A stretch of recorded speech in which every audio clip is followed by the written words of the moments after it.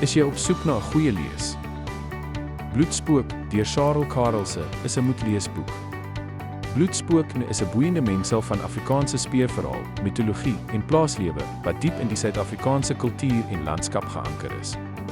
Die boek gebruik 'n veelvlakkige narratief om 'n spanningsvolle atmosfeer te skep en kombineer realistiese plaasomstandighede met 'n sinistere bonatuurlike element.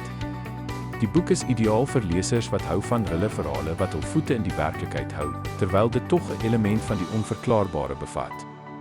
Bloedspook lewer 'n skerp, aangrypende storie wat dieper kwessies soos trauma, gemeenskapsdinamika en die grens tussen rede en bygeloof ondersoek, en dit is teen hierdie agtergrond, waar geweld, geheim, geloof, feit en mite mekaar die stryd aansê.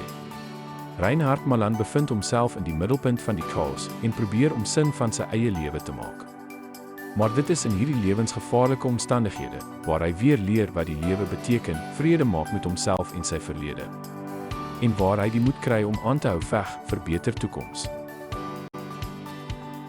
Dankie dat jy die tyd geneem het om hierdie video te kyk. Dit sal wonderlik wees as jy like kan klik en inteken subscribe, dit is gratis. Ons het al die nodige skakels in die video beskrywing geplaas vir jou. Doen jouself 'n guns, koop die boek nou.